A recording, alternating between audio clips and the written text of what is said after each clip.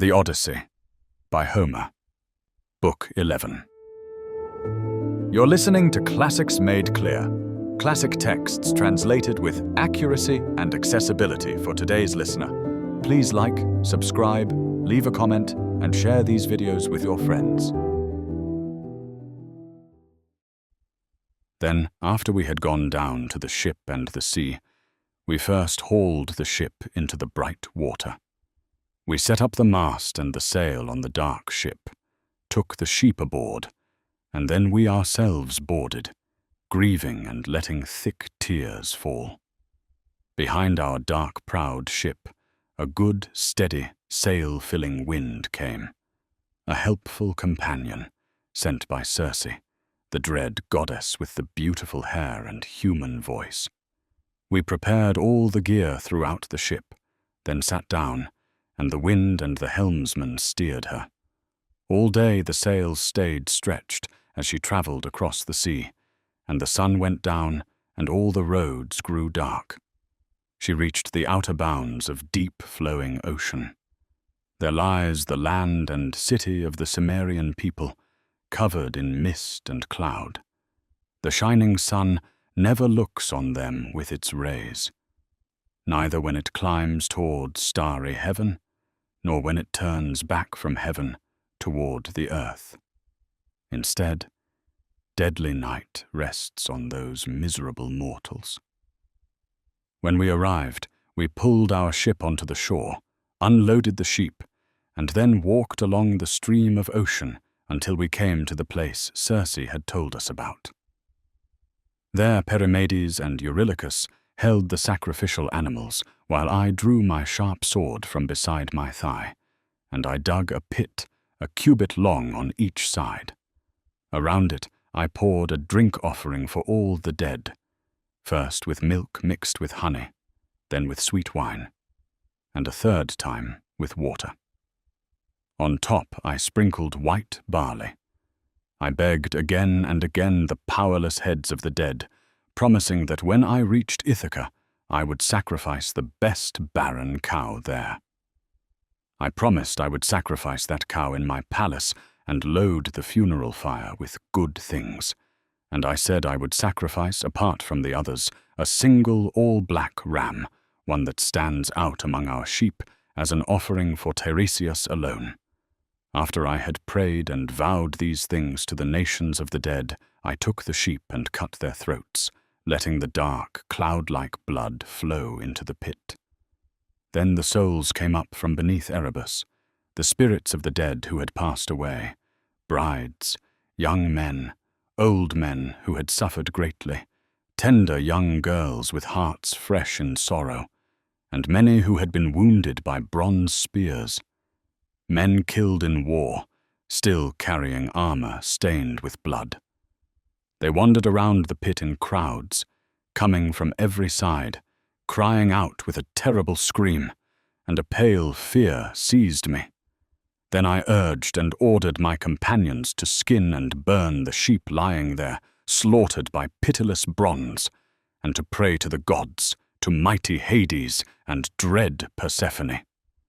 But I myself drew the sharp sword from beside my thigh and sat down, not letting the faint, powerless spirits of the dead come near the blood until I could question Tiresias. The first soul to come was that of Elpenor, one of my companions. He had not yet been buried beneath the wide-wayed earth, for we had left his body in Circe's hall, unwept and unburied, because other urgent tasks pressed us on. When I saw him, I wept and felt deep pity in my heart, and I spoke winged words to him. Elpenor, how have you come here beneath this misty darkness? Elpenor, did you come here on foot, faster than I did in my black ship? So I said, and he wailed in pain and answered me, Odysseus, son of Laertes, born from Zeus, resourceful man, an evil fate from a god, and too much wine destroyed me. I lay down to sleep in Circe's hall, and I didn't think to climb down again by the long ladder. Instead, I fell straight from the roof and my neck broke where the spine connects, and my soul went down to Hades. Now I beg you, by those you will return to, who are not here, by your wife, by your father, who raised you when you were small, and by Telemachus, whom you left alone in your house. I beg you, for I know that when you leave this place, the house of Hades, you will sail your well-built ship back to the island of Aea. There, my lord, I ask you to remember me. Do not go away and leave me behind, unwept and unburied. Don't abandon me, or I might become a cause of the gods' anger toward you. Instead, burn my body with whatever armor I have, and build a mound for me on the grey shore of the sea, the grave of a miserable man, so that people in the future will know of me. And do one more thing. Fix upon my tomb the oar that I used to row with my companions when I was alive. So he spoke, and I answered him, O poor soul, I will do all this for you and bring it to completion. So we sat speaking back and forth with these harsh, sorrowful words, I keeping him away from the blood with my sword, as his ghost stood apart and spoke many things to me. Then the soul of my dead mother approached, Anticlea, daughter of Autolycus, whom I had left alive when I went off to sacred Troy. When I saw her, I wept and felt pity in my heart.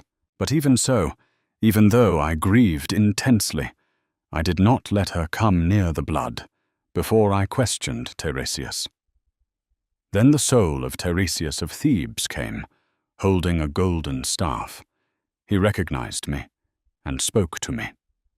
Odysseus, son of Laertes, born from Zeus, resourceful man. Why, you miserable one, have you left the light of the sun and come here to look on the dead and this joyless place? But step back from the pit and hold your sharp sword away, so that I may drink the blood and give you unfailing truth. So he spoke, and I stepped back and set my silver-studded sword firmly in its sheath. And when he had drunk the dark blood, the noble prophet spoke to me. You seek a sweet, honey-like homecoming, glorious Odysseus, but a god will make it hard for you. I do not think the Earthshaker will forget, for he has stored up anger in his heart, furious that you blinded his beloved son. But even so, in spite of suffering many hardships, you may still reach home, if you are willing to restrain your own spirit and that of your companions. When you first bring your well-built ship near the island of Thrinacia and escape the dark, violet sea, you will find the grazing cattle and the fine, plump sheep of Helios, who sees all things and hears all things. If you leave them unharmed and keep your mind fixed on getting home, you may still reach Ithaca, though you suffer evils. But if you harm them, then I foresee destruction for you, for your ship and for your companions. Even if you yourself escape, you will return late and in misery after losing all your crew, sailing home on a ship not your own. And when you arrive, you will find trouble in your house. Arrogant men who are consuming your property, courting your noble wife, and giving her bride gifts to win her. But you will surely make them pay for their violence when you return. And when you kill the suitors in your palace, whether by trickery or openly with sharp bronze, then take a well-shaped oar and travel on until you come among people who do not know the sea and who do not eat food mixed with salt. They do not know red-painted ships, nor well-shaped oars, the wings that drive ships. I will tell you a sign, very clear, and you will not miss it. When another traveler meets you and says you are carrying a winnowing fan on your shining shoulder, then right there, fix your well-shaped oar into the earth and offer fine sacrifices to Lord Poseidon, a ram, a bull, and a boar that mates with sows. Then go home again, and offer sacred offerings of hundreds of oxen to all the immortal gods who hold the wide heavens, each one in order. And death will come to you yourself out of the sea, a very gentle death that will strike you down worn out by smooth old age. Your people around you will be prosperous. These things I tell you with certainty." So he spoke, and I answered him, "Tiresias, surely the gods themselves have spun out this fate.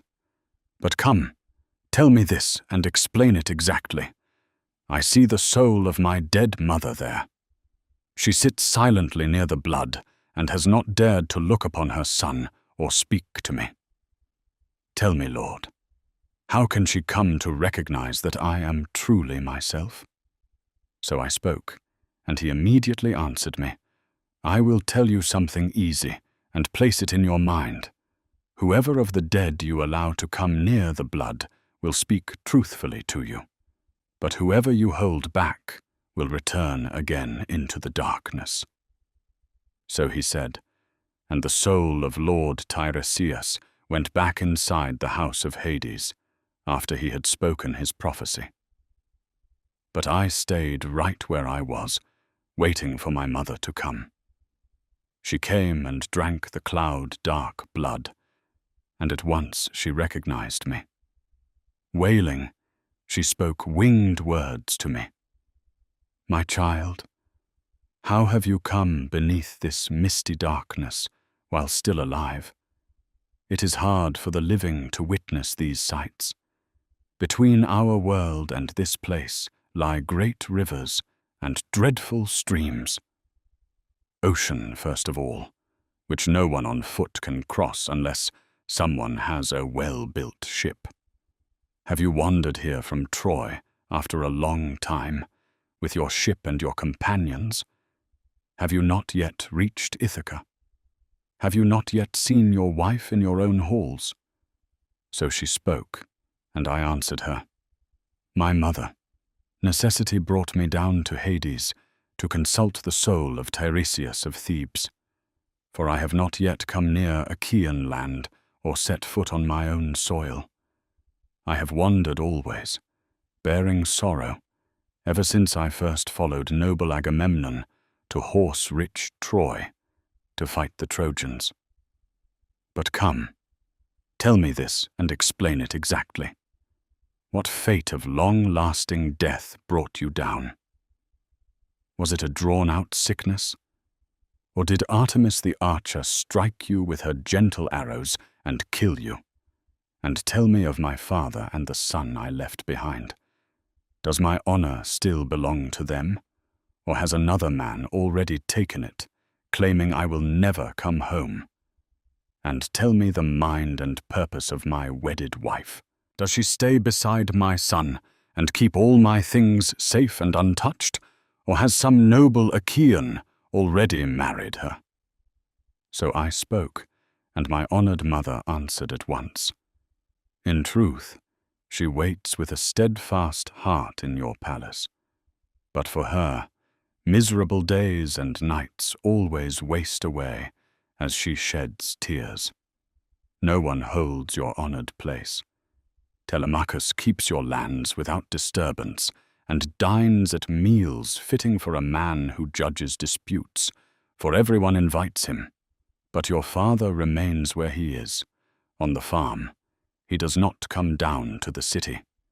He has no bed, no bedding, no bright blankets or shining sheets.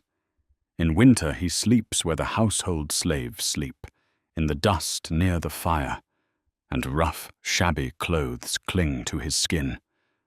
But when summer and the lush harvest come, down the slope of his wine-bearing vineyard, fallen leaves are scattered everywhere, and on them he lies in sorrow, growing great grief in his heart as he mourns your fate. A harsh old age has overtaken him. In this way I, too, perished and met my doom. Neither did the sharp-sighted arrow-shooter strike me down with her gentle arrows in the house, nor did disease come upon me, the kind that most often takes life from the limbs with dreadful wasting. Instead, longing for you, for your mind, your plans, your gentle nature, radiant Odysseus, those things stole my honey-sweet life away. So she spoke, and I, pondering in my heart, longed to embrace my dead mother's soul. 3 times I rushed forward, for my heart urged me to hold her, and 3 times she slipped from my hands like a shadow or a dream. She flitted away, and sharp pain grew deeper in my heart, and I spoke to her, voicing winged words. My mother, why don't you stay still for me when I long to hold you, so that even here in Hades we might wrap our dear arms around each other and take our fill of cold lamenting? Or is this some phantom that bright Persephone sends toward me, so that I will groan in sorrow even more? So I said, and my honored mother answered at once, O my child, most unlucky of all mortals, Persephone, Zeus's daughter, is not deceiving you. This is the nature of mortals when someone dies, for sinews no longer hold flesh and bones together. The fierce power of blazing fire destroys them once the life has left the white bones. But the soul, like a dream, flutters away and flies off. So hurry now toward the world of light, and remember all these things, so you may later tell them to your wife. So we two exchanged words, and then the women came, for illustrious Persephone had sent them forth, all the wives and daughters of princes. They gathered all around the dark blood, and I considered how I would question each one. This plan seemed best in my heart, to draw my long, sharp-edged sword from beside my stout thigh, and not allow them all to drink the dark blood at the same time. They approached one by one, and each declared her lineage, and I questioned each of them. Then I saw Tyro first, daughter of a noble father. She said she was the child of blameless Salmoneus, and the wife of Cretheus, son of Aeolus. She had fallen in love with a river, the divine Enipeus, who is by far the most beautiful of all rivers that flow over the earth. She used to wander beside Enipeus's lovely streams, but the earth-holder, the earth-shaker, took on the likeness of Enipeus and lay with her in the mouth of the swirling river. A purple wave rose around them, arched high like a mountain, curving over them, and it hid the mortal woman and the god. He loosened her maiden's girdle and poured sleep upon her. And when the god had finished his acts of love, he took her hand in his and spoke, calling her by name. Rejoice, woman, in our love. When a year has passed, you will bear splendid children, for the beds of immortals are not fruitless. Now go home and keep silent.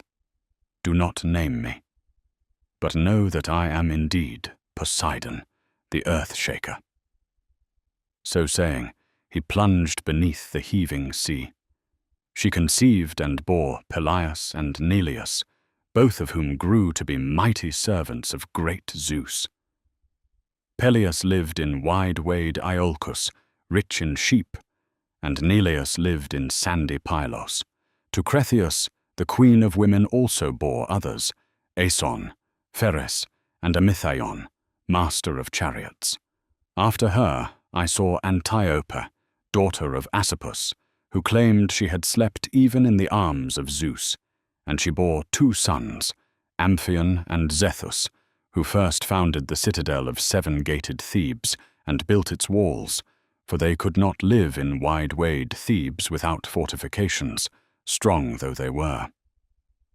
After her I saw Alcmene, wife of Amphitryon, who bore Heracles, bold-hearted, lion-spirited. She conceived Heracles in the arms of great Zeus, And I also saw Megara, daughter of high-spirited Creon, whom Amphitryon's son, forever tireless in courage, had as his wife.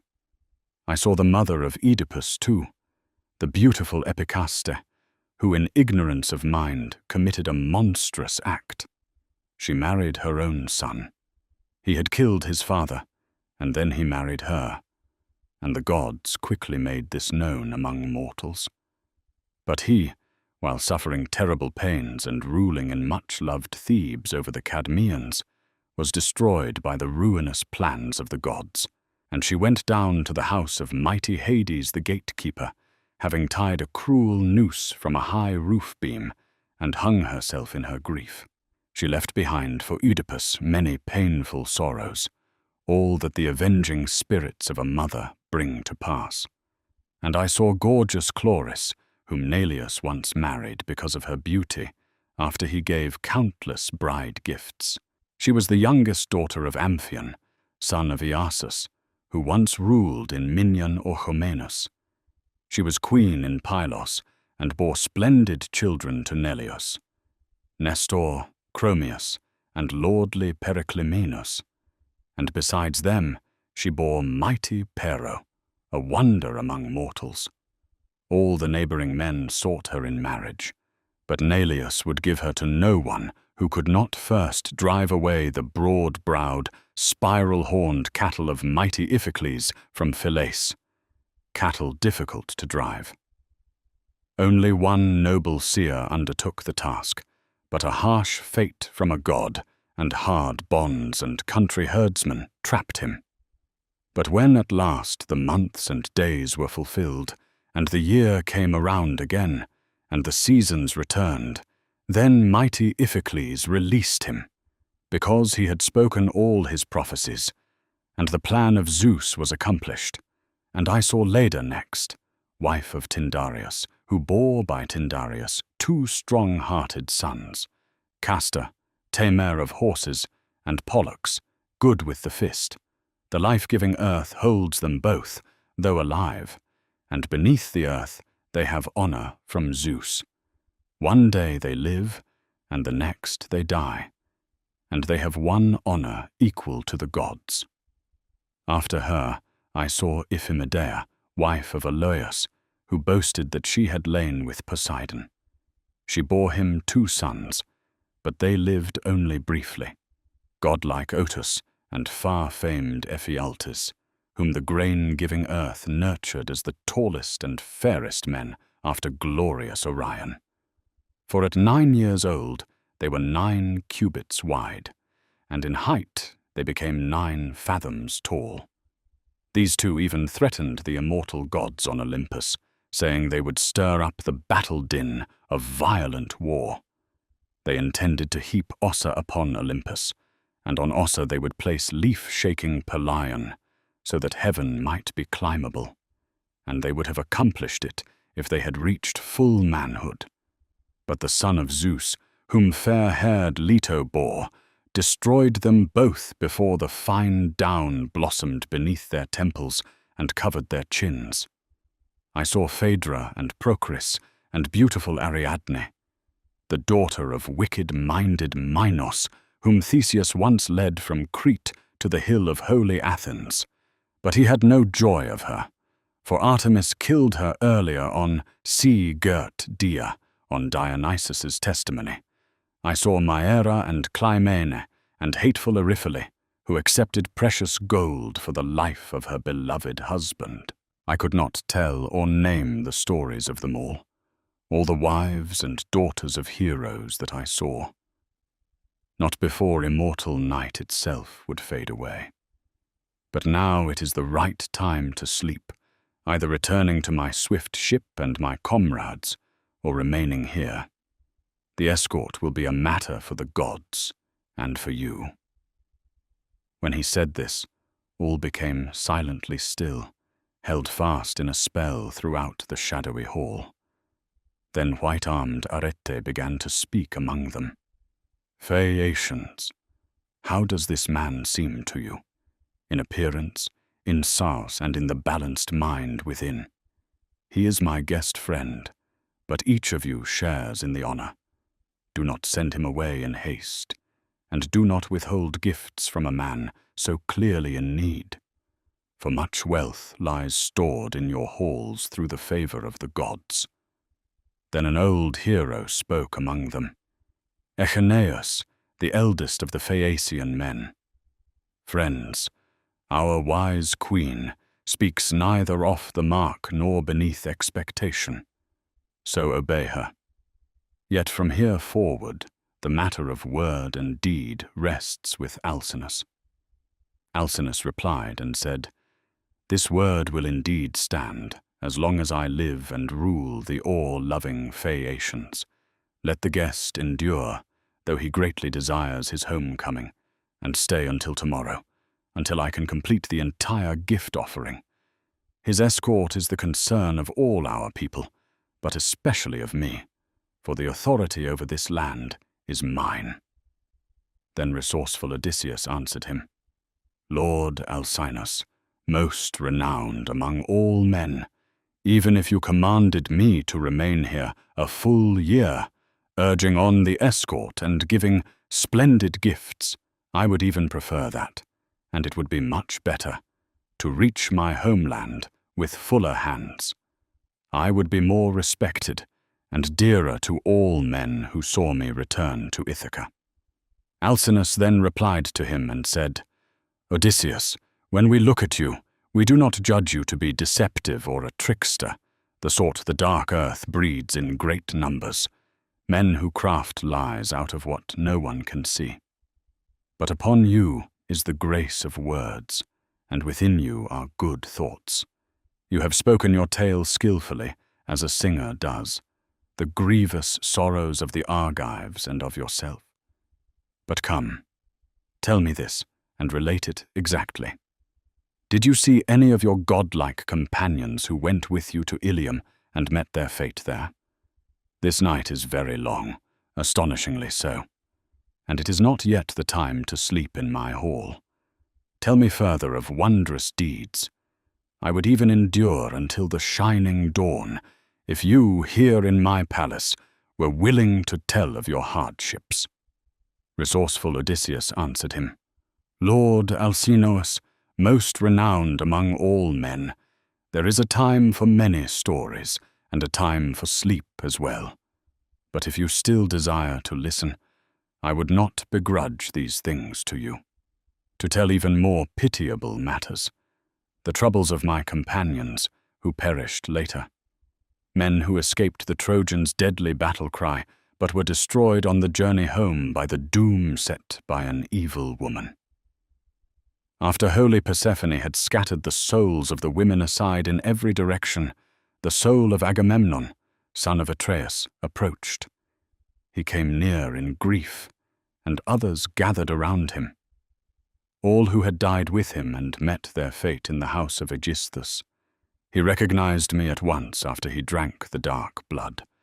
He wept loudly, shedding thick tears, and stretched out his hands toward me, straining to reach me. But he no longer had any strength in him, nor any firm vigor in his limbs, such as he once had when his joints were still pliant. I wept when I saw him, and pity stirred in my heart, and I spoke to him with winged words.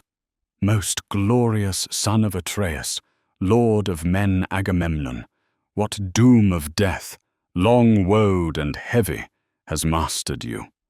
Did Poseidon overpower you on your ships, raising the destructive blast of harsh winds against you?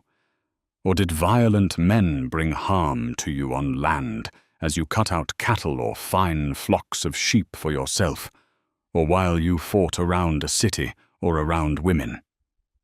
So I spoke, and he answered me immediately. "Zeus-born son of Laertes, resourceful Odysseus, Poseidon did not tame me on the ships by stirring up the destructive blast of painful winds, nor did hostile men injure me on land. But Aegisthus prepared death and fate for me. He killed me with my cursed wife. He called me to his house, feasted me, and slaughtered me as a man kills an ox at a feeding trough.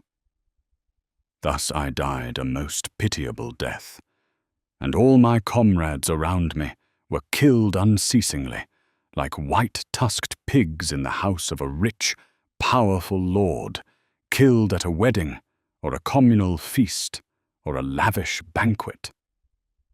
You yourself have met with the slaughter of many men, and you have killed them alone, and in hard-fought battle. But you would have been especially grieved at heart to see those things, how we lay around the mixing bowl and the tables filled with food, lying there in the hall, and the whole floor steamed with blood. And I heard the most pitiful cry of Priam's daughter Cassandra, whom cunning Clytemnestra killed beside me. And I, dying, threw up my hands toward the earth and clutched at the sword. But that dog-eyed woman turned away, and though I was going down to the house of Hades, she did not dare close my eyes or shut my mouth with her hands.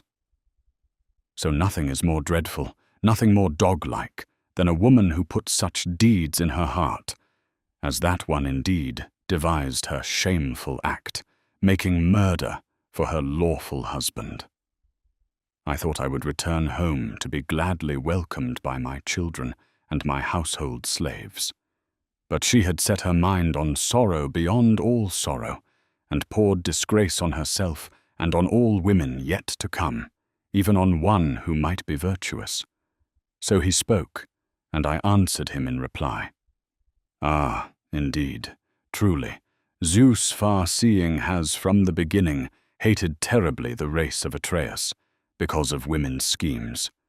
Many of us perished on account of Helen, and Clytemnestra prepared a snare for you when you were far away. So I spoke, and he immediately said to me in reply, Therefore now, never be gentle even toward your wife. Do not declare to her every thought you may know well. Tell her some, but let the rest be hidden. But your death, Odysseus, will not come from your wife. For Icarius's daughter, prudent Penelope, knows wise counsels in her heart, and exceedingly good sense. Indeed, we left her young. When we went to war, and she had a child at her breast, an infant, who now surely sits among the count of men, happy, for his dear father will see him when he returns, and he will throw his arms around his father, as is right. But my wife did not allow my eyes to be filled with the sight of my son. Instead, she murdered me, even me, beforehand.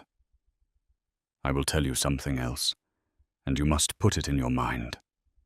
Bring your ship to your beloved homeland secretly, not openly, for there is no longer trust in women.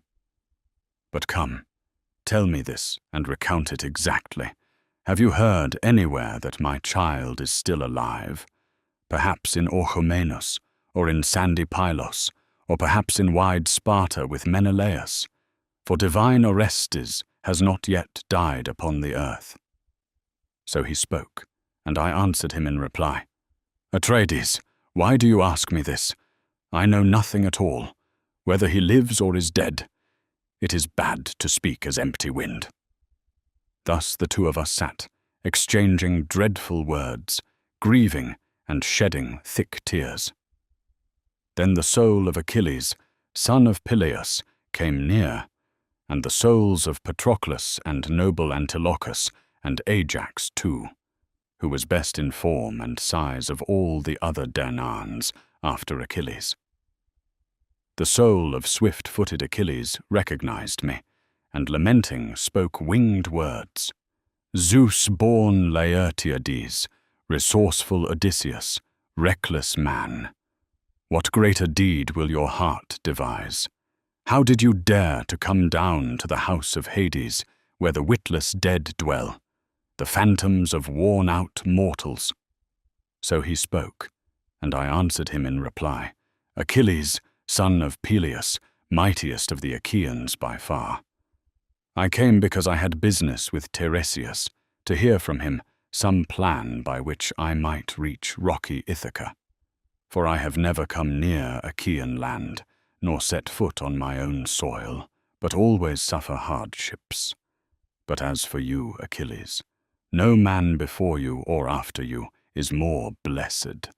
For while you were alive, we Argives honored you as equal to the gods, and now again you hold great power among the dead, since you are here.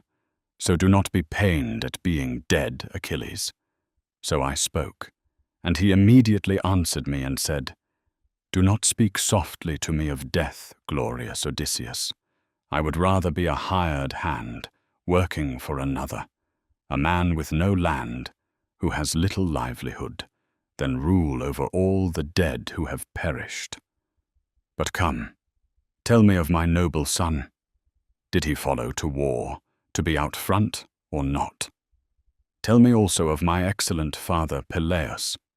Have you learned anything?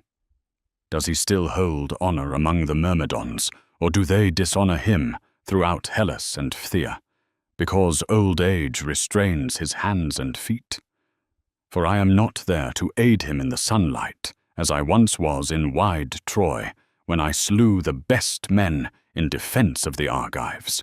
If only I could come like that to my father's house even for a short time, then I would make bitter my fury and my unstoppable hands against anyone who wrongs him or keeps him from his honor. So he said, and I answered him in reply, Truly, I have learned nothing of noble Perilous, but of your dear son Neoptolemus. I will tell the whole truth, since you ask me, for I myself brought him in my balanced, hollow ship from Cyrus to the well-grieved Achaeans.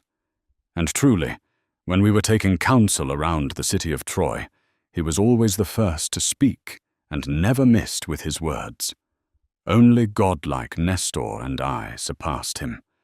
But whenever we Achaeans fought around the city of Troy, he never remained in the crowd or stayed in the throng of men. Instead, he always ran far ahead, yielding to no one in his fury. He slew many men in the dread battle. I could not tell or name them all. He slew so many protecting the Argives. But I will tell of that one he killed with the bronze, the hero Eurypylos, son of Telephus, and many comrades of his, the Ceteians, died around him because of gifts made to a woman. He was the handsomest man I ever saw, after divine Memnon. And when we, the best of the Argives, entered the horse that Epeius made, and everything was entrusted to me, both to open and to close our tight-packed ambush, then the other Danaan leaders and commanders wiped away their tears, and each man's limbs trembled beneath him. But never, never at all, did my eyes see him grow pale in his lovely flesh, nor wipe tears from his cheeks. Instead, he begged me again and again to let him leap from the horse, and he felt the hilt of his sword and his spear heavy with bronze, eager to bring evil on the Trojans. But when at last we sacked Priam's steep city, he boarded his ship with his share of the spoils and a noble prize, unscathed, neither struck by sharp bronze nor wounded in close combat, though such things happen so often in war, as Ares rages without distinction. So I spoke, and the soul of fleet-footed Aeacides strode away with long steps through the asphodel meadow, joyful because I said his son was outstanding. But the other souls of the dead who had perished stood there grieving, and each told of its troubles. Only the soul of Ajax, son of Telamon, stood apart, angry on account of the victory I won over him when I sought judgment by the ships for Achilles' armor. His lady mother had set the armor as a prize. The sons of the Trojans and Pallas Athena decided it. I wish I had never won in such a contest, for the earth covered such a man because of it, Ajax, who in form and in deeds surpassed the other Danaans after noble Peleion. I spoke to him with words meant to soothe. Ajax, son of noble Telamon, were you truly not going to forget, not even in death, your anger toward me on account of the ruinous armor? The gods made this grief for the Argives, that such a tower for them as you perished. For you, the Achaeans, grieve unceasingly, as much as for the death of Achilles, son of Peleus. No one else is to blame, but Zeus, who hated the army of Danaan spearmen terribly, and laid doom upon you. But come here, Lord, so you may hear our word and our speech. Tame your proud heart and your mighty spirit. So I spoke, but he answered me not at all, and he went away among the other souls of the dead, down into Erebus. There he might have spoken to me still, even though angry, or I might have spoken to him, but my heart, within my dear chest, wanted instead to see the souls of the others who had died. Then indeed I saw Minos, splendid son of Zeus, holding a golden scepter, giving judgments to the dead. They sought decisions from the Lord as they sat or stood around him throughout the wide-gated house of Hades. After him I looked upon huge Orion, herding together the wild beasts through the asphodel meadow. Those very beasts he had slain himself in the lonely mountains, holding in his hands a club of solid bronze, forever unbroken. And I saw Tityus, glorious son of earth, lying stretched across the ground, sprawled over 9 full acres, while 2 vultures, one on each side, sat and tore at his liver, diving deep into his innards, and he could not beat them off with his hands. For he had assaulted Leto, the honored wife of Zeus, as she traveled toward Pytho through the fair meadows of Panopeus. And I beheld Tantalus, who had hard torments, standing in a pool, its water washing against his chin. He strained with thirst, yet could not take a drink. For as often as the old man bent down, eager to drink, that often the water vanished away, drained downward, and dark earth appeared around his feet, and some divine power dried it up. Lofty trees poured fruit over his head, pears and pomegranates, and apples rich with shine, sweet figs and luxuriant olives. Whenever the old man reached up to pluck them with his hands, a gust of wind whirled them away to the shadowy clouds. And I beheld Sisyphus, one who had mighty sufferings, heaving a monstrous stone with both hands. Straining with hands and feet, he forced the stone upward toward a slope, but whenever it was about to pass the crest, a great power would turn it back. Then the shameless stone rolled back down to the ground. But he would push it upward again, straining, as sweat poured from his limbs and dust rose thick from his head. After him I caught sight of mighty Heracles, a phantom, for he himself delights among the immortal gods, feasting with them, and has for his wife fair-ankled Hebe, daughter of great Zeus and golden-sandaled Hera. But around this phantom of him was the clamor of the dead, like birds scattering in terror in all directions. He himself was like black night, holding his naked bow, an arrow set upon the string, glaring terribly, always appearing as if about to shoot. Around his chest was slung a horrifying baldric, a golden belt on which wondrous things were fashioned. Bears, wild boars, lions with blazing eyes, fights and battles, murders and slaughters. Would that he who made it had not devised it, nor any other such work, the one who made that baldric with his skill. Heracles recognized me at once when he saw me with his eyes, and spoke to me, lamenting with winged words, Zeus-born son of Laertes, resourceful Odysseus, ah, poor man, do you too endure some evil fate, like the one I bore under the bright light of the sun? For though I was the son of Zeus Cronion, I had immeasurable misery, for I was enslaved to a man far worse than I, who laid harsh labors upon me. He even sent me here once to bring back the dog, thinking that no task could ever be more terrible for me. But I dragged it up and brought it out of Hades, and Hermes guided me, and bright-eyed Athena. So speaking, he went back again into the house of Hades. But I stayed right where I was, hoping that someone else of the hero men who had died before might yet come. And I would indeed have seen even earlier men, the very ones I wished to see, Theseus and Perithous, glorious children of the gods. But before that, multitudes of the dead began to gather in swarms with a dreadful, godlike noise. Pale fear seized me, that illustrious Persephone might send out of Hades the Gorgon's head, the terrible monster.